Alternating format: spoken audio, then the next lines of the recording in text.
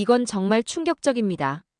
미국의 한 간판 기자가 포착한 장면 하나가 세 나라의 놀라운 민낯을 그대로 드러냈습니다. 한 아이의 등에 붙은 작은 포스트잇 한 장. 그 작디 작은 쪽지가 세 국가의 문화적 본질을 완전히 드러냈다고 하는데요. 일본과 중국에서는 상상조차 어려운 일이 한국에서는 실제로 벌어졌다고 합니다. 전 세계 시청자들의 눈물을 쏟게 만든 그 순간을 카메라로 담았다고 하는데요. 도대체 무슨 일이 일어난 걸까요? 충격적인 이야기 지금 시작합니다. 딱 1초만요. 좋아요와 구독 꾹 부탁드립니다. 뉴욕의 첨단 고층 빌딩들 사이 ABC 방송국 회의실은 아침 햇살로 가득했습니다. 창문 너머로 보이는 도시 풍경이 분주하게 움직이는 동안 회의실 안은 묘한 긴장감이 감돌았죠. 새로운 프로젝트를 앞두고 담당자들이 하나둘 자리에 앉기 시작했습니다. 저는 최대한 침착하게 발표 자료를 정리하며 이 기회를 놓치지 않겠다고 다짐했습니다. 지난 15년간 방송국에서 제가 맡은 전쟁과 시사 프로그램과는 전혀 다른 성격의 프로젝트였기에 설렘과 긴장이 교차했죠. 저는 ABC 방송국의 전쟁과 시사 분야 전문 기자로 오랫동안 활동해온 테일러 브룩스입니다. 전쟁터와 정치 현장을 누비며 차가운 진실을 전달하는 일이 제 몫이었죠. 이라크, 아프가니스탄, 우크라이나 등 세계 곳곳의 위험 지역에서 수많은 취재를 해왔습니다. 그런데 지난주 방송국 인간 다큐멘터리 부서에서 뜻밖의 제안이 들어왔죠. 해외 휴먼 스토리 프로젝트를 맡아달라는 것이었습니다. 처음에는 제가 왜 선택되었는지 의아했지만 새로운 도전에 가슴이 뛰었죠. 전쟁이 아닌 일상의 감동을 전달할 수 있는 기회였으니까요. 테일러, 현재 짜여진 프로젝트 계획 한번 들려주시겠어요? 부서장 마이클이 물었습니다. 회의실 안의 모든 시선이 저에게 집중되었고 그들의 표정에서 호기심과 의구심이 동시에 읽혔죠. 저는 목을 가다듬고 설명을 시작했죠. 이번 기획은 동아시아 3개국을 순회하며 돌봄 사각지대의 아이들이 얼마나 보호받는지, 시민들은 어떤 반응을 보이는지를 관찰하는 다큐멘터리입니다. 일반적으로 다뤄왔던 전쟁과 정치가 아닌 보통 사람들의 마음속에 있는 따뜻함과 냉담함을 있는 그대로 담아내고자 합니다. 회의실이 조용해졌고 저는 계속해서 설명했죠. 실험 시나리오는 아이에게 엄마 아빠가 없다는 문구가 적힌 포스트잇을 붙이고 혼자 둔 뒤 행인들의 반응을 관찰할 것입니다.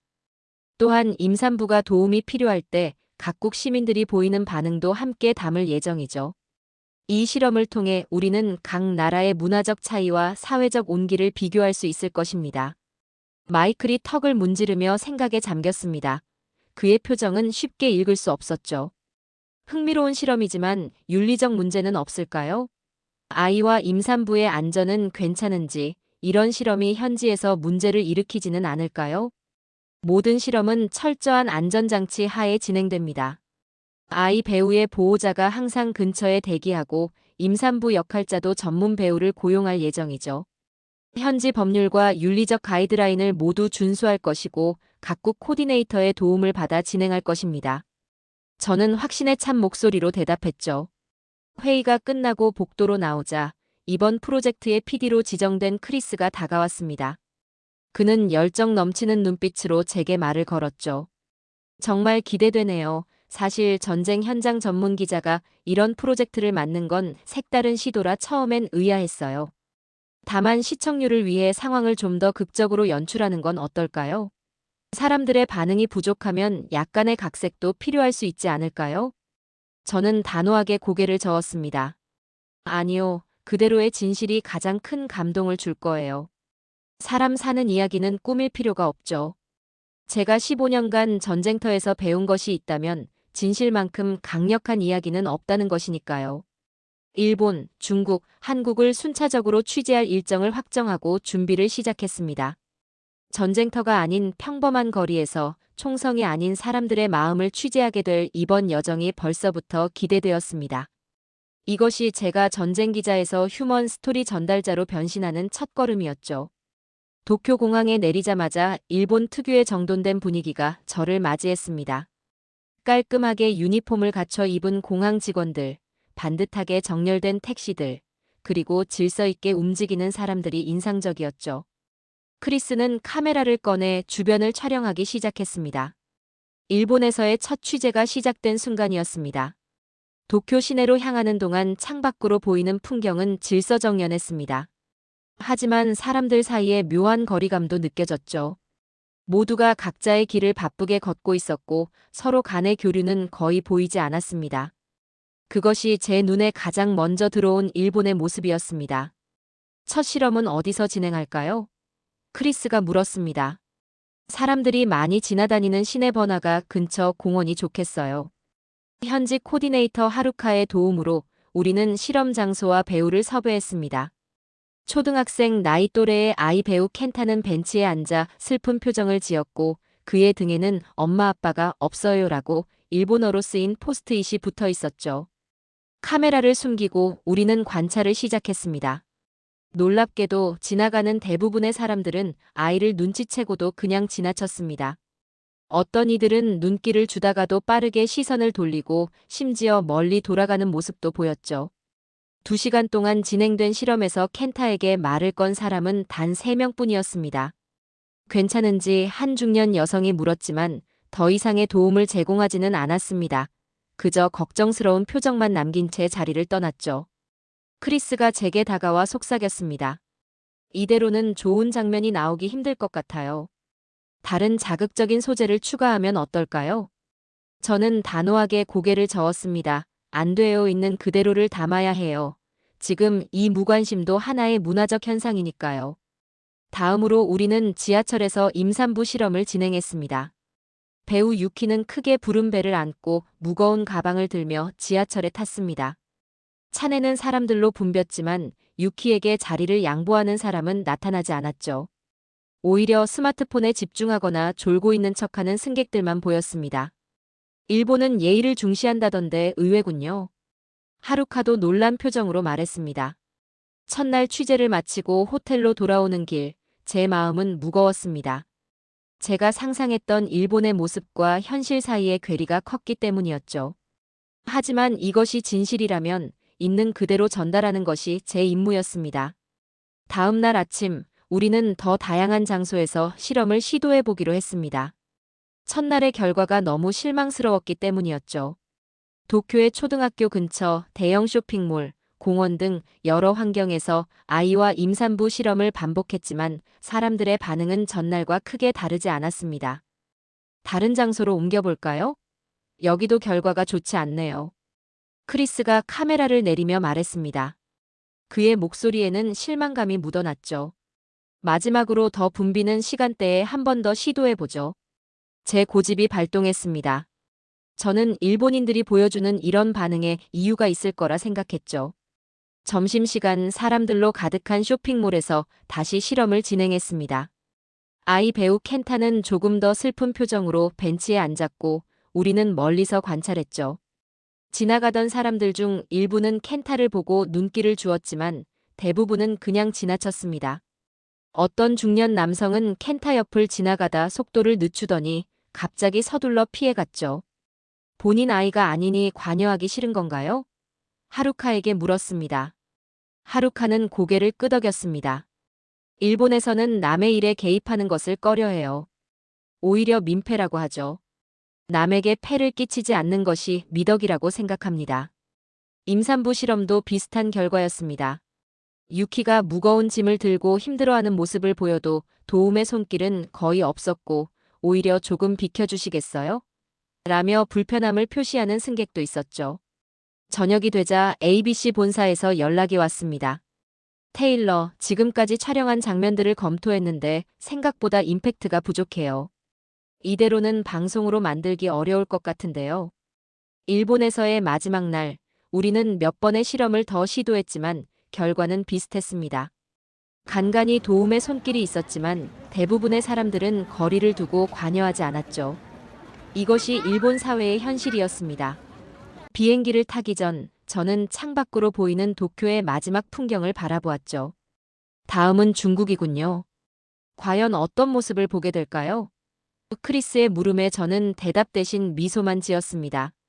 사실 저도 불안했기 때문이었죠. 일본에서의 경험이 예상과 달랐으니 중국에서도 어떨지 예측할 수 없었습니다. 베이징 공항에 내리자마자 일본과는 전혀 다른 분위기가 느껴졌습니다. 거대한 공항 터미널, 끝없이 이어지는 인파, 그리고 어디서나 들리는 시끄러운 말소리가 저를 압도했죠. 택시를 타고 시내로 향하는 길은 더욱 혼잡했습니다. 끝없이 이어지는 자동차들과 오토바이들, 그리고 신호를 무시하고 도로를 건너는 사람들이 눈에 띄었죠. 도쿄와는 완전히 다르네요. 모든 것이 너무 복잡해요. 크리스가 창밖을 내다보며 말했습니다. 베이징 시내는 예상보다 훨씬 번잡했습니다. 사람들은 바쁘게 자신의 길을 걸어갔고 누구도 주변을 신경 쓰는 듯하지 않았죠. 크기만 한 건물들과 넓은 도로, 쉴 새 없이 울리는 경적 소리가 도시 전체를 채웠습니다. 현지 코디네이터 리우의 도움으로 우리는 첫 실험 장소로 유동인구가 많은 공원을 선택했습니다. 8살 정도로 보이는 아이 배우 밍이 벤치에 앉았고 등에는 중국어로 엄마 아빠가 없다고 적힌 포스트잇을 붙였습니다. 밍의 부모님은 안전을 위해 멀지 않은 곳에서 지켜보고 있었죠.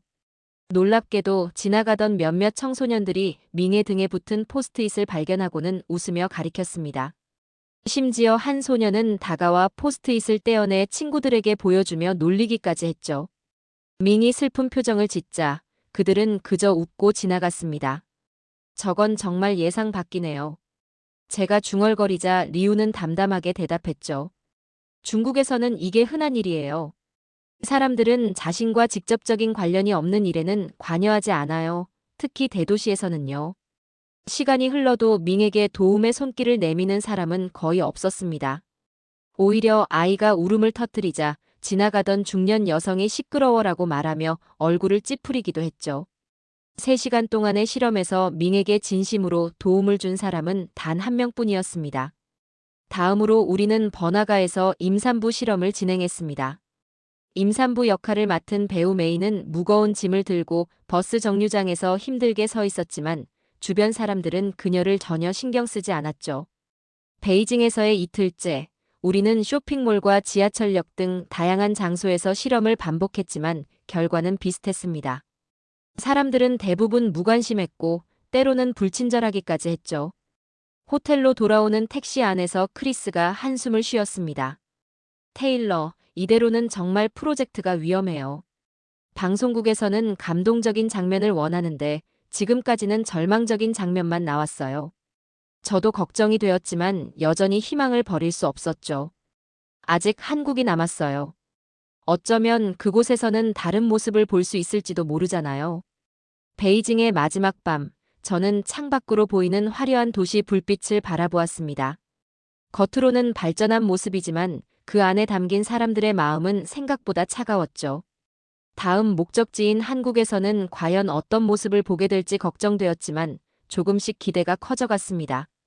베이징에서의 마지막 날, 본사로부터 긴급 화상회의 요청이 왔고 호텔 비즈니스 센터에 마련된 회의실에서 크리스와 함께 화면을 마주했죠.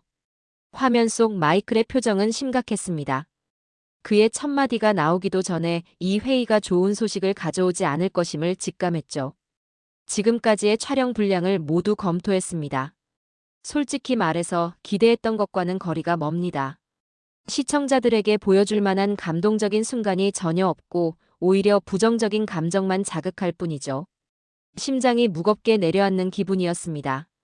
일본과 중국에서의 촬영이 기대 이하였다는 것은 저도 알고 있었지만 여기서 프로젝트가 중단될 수도 있다는 현실이 저를 짓눌렀습니다.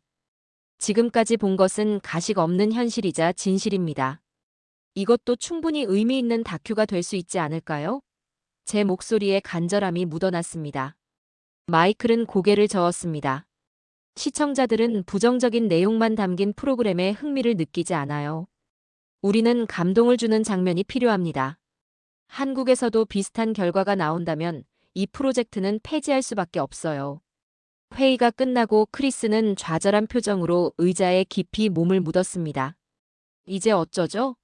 한국은 일본, 중국과 크게 다르지 않을 텐데요. 결국 같은 아시아 문화권이잖아요. 창밖으로 베이징의 스모그가 자욱한 하늘이 보였습니다. 그 답답한 풍경처럼 저의 마음도 막막했지만 포기할 수는 없었죠. 한국에서 마지막으로 시도해보고 그래도 안 되면 그때 포기하죠. 제 말에 크리스는 의아한 표정을 지었습니다. 정말 가능성이 있다고 생각하세요? 한국은 시장도 작고 영향력도 제한적인데요. 저는 잠시 생각에 잠겼습니다. 사실 저도 한국에 대해 많이 알지는 못했습니다. 하지만 언젠가 읽었던 기사에서 한국의 빠른 경제 성장과 사회 변화에 대한 내용이 떠올랐죠. 한국은 일본이나 중국과는 또 다른 문화를 가졌을 테니 어쩌면 다를 수도 있어요. 소셜 미디어나 대중교통 시스템도 발달했다고 들었는데 마지막 기회인 만큼 한번 시도해 볼 가치가 있지 않을까요? 크리스는 여전히 회의적이었지만 결국 동의했습니다. 이번이 마지막 기회라는 것을 그도 알고 있었죠. 우리는 서둘러 한국행 비행기 티켓을 예약했습니다. 베이징 공항에서 서울로 향하는 비행기를 기다리며 내심 불안감이 커졌습니다. 만약 한국에서도 비슷한 결과가 나온다면 이 프로젝트는 물론이고 제 경력도 끝장날 수도 있었죠. 하지만 동시에 한국이라는 미지의 나라가 새로운 가능성을 보여줄지도 모른다는 기대감이 생겼습니다. 마지막 기회인 만큼 최선을 다해봅시다. 크리스에게 말하며 저는 굳게 다짐했습니다. 어떤 결과가 나오든 진실만을 담겠다는 초심을 잃지 않을 것이라고요. 인천국제공항에 내리자 일본, 중국과는 또 다른 분위기가 느껴졌습니다. 공항 직원들의 친근한 미소와 적극적인 안내가 처음부터 인상적이었죠. 입국 수속을 밟는 동안에도 직원들은 영어로 능숙하게 의사소통하며 도움을 주었습니다. 뭔가 분위기가 다른데요. 사람들이 더 친절한 것 같아요. 크리스의 목소리에는 작은 희망이 담겨 있었습니다. 서울 시내로 향하는 공항철도에 탑승하자 곧바로 눈에 띈 것은 임산부 배려석이었습니다. 분홍색으로 특별히 표시된 좌석 위에는 임산부를 위한 배려를 당부하는 안내문이 붙어 있었죠. 이런 세심한 배려는 일본과 중국에서는 보지 못했던 광경이었습니다. 여기는 임산부를 위한 시설이 잘 갖춰져 있네요. 제가 말하자 현직 코디네이터 지연이 고개를 끄덕였죠. 한국은 임산부와 노약자를 배려하는 문화가 있어요. 물론 완벽하진 않지만 점점 더 나아지고 있습니다. 지연의 설명에 희망이 생겼습니다.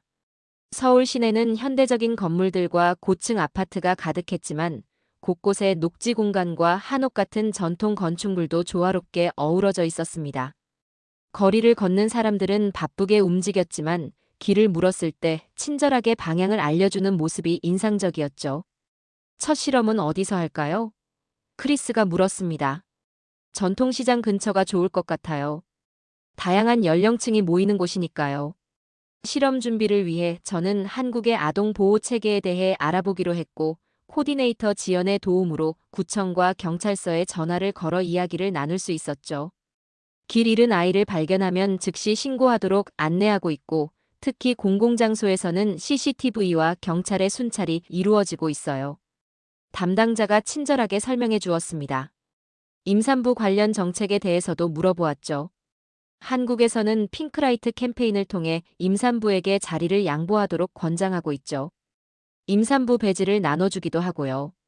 일본과 중국에서 복잡했던 촬영 허가도 한국에서는 비교적 수월하게 진행되었고 필요한 서류를 제출하자 빠르게 승인이 나왔죠. 이런 효율적인 행정 시스템에 크리스도 놀라는 눈치였습니다. 우리는 만반의 준비를 했습니다. 아이 배우로 섭외한 민수는 안전을 위해 보호자가 항상 근처에 대기하도록 했고 임산부 역할을 맡은 지선에게는 필요한 물품과 휴식 시간을 충분히 보장했습니다.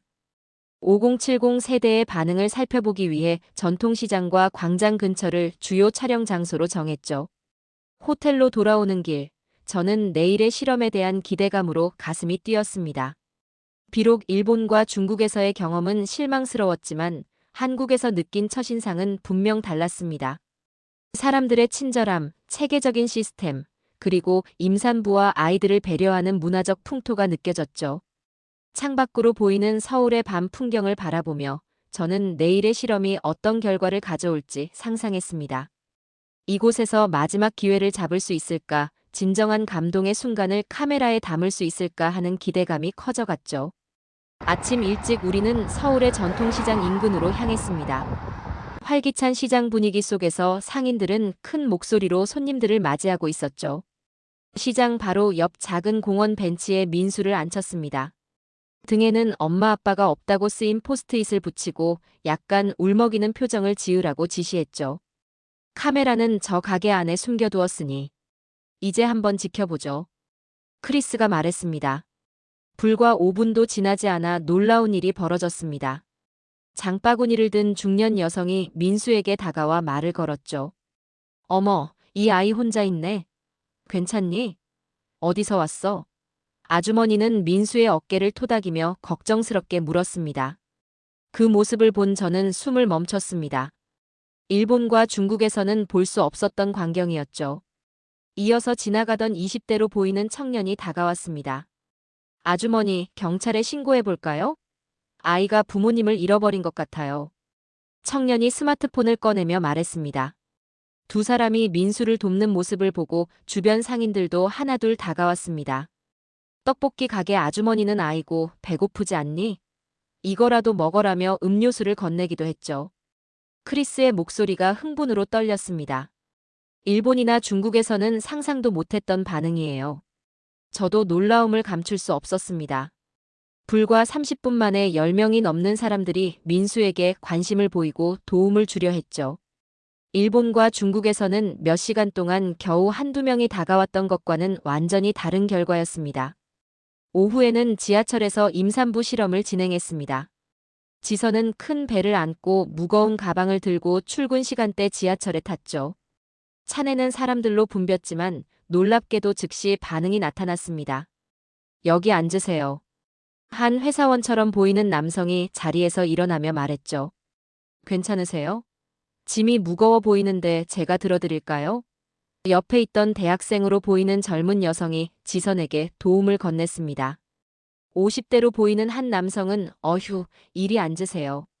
저도 딸이 임신 중이라 남일 같지 않네요 라며 자리를 양보했습니다. 온종일 실험을 진행한 결과 한국에서는 일본이나 중국과는 비교할 수 없을 정도로 많은 사람들이 적극적으로 도움을 주었습니다. 특히 중장년층의 반응이 가장 따뜻했죠. 그날 밤 본사에 촬영분을 전송하고 마이클로부터 연락을 받았습니다. 영상이 너무 잘 나왔어요. 이건 정말 방송할 가치가 있는 장면들입니다. 내일도 추가 촬영해서 더 많은 자료를 확보해 주세요. 창밖으로 서울의 밤 풍경을 바라보며 저는 깊은 감동에 젖었습니다. 사실 처음에는 한국에 대한 큰 기대가 없었지만 오늘 목격한 따뜻한 마음들은 제 편견을 완전히 바꿔놓았죠. 일본과 중국에서의 냉담함 뒤에 찾아온 한국의 따뜻함은 더욱 극적으로 다가왔습니다. 내일은 어떤 감동적인 순간들이 기다리고 있을지 기대감에 쉽게 잠들 수 없었죠. 뉴욕 ABC 방송국 편집실에서 마지막 작업이 한창이었습니다. 일본과 중국의 냉담한 반응, 그리고 한국의 따뜻한 배려가 극명하게 대비되는 장면들이 모니터에 흘러갔죠. 특히 한국에서 촬영한 장면들은 보는 이의 마음을 움직이기에 충분했고 마이클은 만족스러운 표정으로 편집본을 지켜보고 있었습니다. 테일러, 정말 훌륭한 작품이 될 것 같습니다. 당신의 고집이 이런 결과를 가져왔군요. 마이클의 말에 저는 겸손하게 고개를 숙였습니다. 진실을 있는 그대로 담았을 뿐입니다. 조작 없이도 충분히 감동적인 순간들이 있었죠. 다큐멘터리 3개국의 시선이라는 제목으로 방영된 저희 프로그램은 예상을 뛰어넘는 반응을 얻었습니다. 시청률은 동시간대 1위를 기록했고 특히 5070 세대 시청자들의 호응이 뜨거웠습니다. SNS에는 한국이라는 나라가 이렇게 따뜻한 줄 몰랐다. 우리도 타인을 더 배려해야겠다는 댓글이 쏟아졌죠. 방송 후 각종 인터뷰 요청이 쇄도했고 한 토크쇼에 출연했을 때 진행자는 제게 물었습니다. 테일러 씨, 이번 다큐멘터리를 통해 가장 크게 느낀 점은 무엇인가요? 사람이 사람을 돌보는 것이 어떤 문화권에서는 자연스럽게 이어지고 또 어떤 곳에서는 점차 사라져가고 있다는 점입니다. 특히 한국에서 본 따뜻한 모습들은 돌봄과 배려가 얼마나 중요한지 다시 일깨워 주었습니다. 방송사 내부에서도 저에 대한 평가가 달라졌습니다. 전쟁과 시사만 다뤘던 기자에서 이제는 휴먼 다큐멘터리의 대가라는 새로운 수식어가 붙기 시작했죠. 무엇보다 과거의 논란을 말끔히 씻어내고 시청자들의 신뢰를 회복했다는 점이 가장 큰 성과였습니다. 크리스와 함께 후속 프로젝트를 논의하는 자리에서 그는 솔직하게 고백했습니다. 처음에는 당신의 고집이 이해되지 않았어요. 조금만 연출을 가미해도 됐을 텐데 말이죠. 하지만 이제 진실 그대로의 힘이 얼마나 큰지를 알겠어요. 크리스, 우리는 사람들에게 진실을 전하는 직업을 가졌잖아요. 조금 돌아가더라도 그 길을 지키는 것이 결국 옳은 선택일 겁니다. 한국에서의 경험은 제게 많은 것을 가르쳐 주었습니다. 화려한 외관보다 사람들의 마음속에 담긴 온기가 얼마나 소중한지, 그리고 그것을 진실되게 전달하는 것이 얼마나 중요한지를 깨달았죠. 특히 가족의 가치, 세대 간 소통의 중요성에 대해 깊이 생각하게 되었습니다. 후속 기획으로 저는 한국의 배려, 문화, 세대 간 소통 방식에 대한 더 깊은 다큐멘터리를 제안했죠. 마이클은 즉시 승인했고, 저는 다시 한번 카메라를 들고 한국으로 떠날 준비를 시작했습니다. 방송국 옥상에서 뉴욕의 밤 풍경을 바라보며 저는 이번 여정을 통해 얻은 깨달음을 되새겼습니다. 사람이 사람을 돕는 것은 어쩌면 당연한 본능일지 모르지만 현대 사회에서 그 본능이 점점 희미해지고 있다는 사실, 그리고 한국에서 만난 따뜻한 마음들이 그 본능을 다시 일깨워 주었다는 것을 말입니다.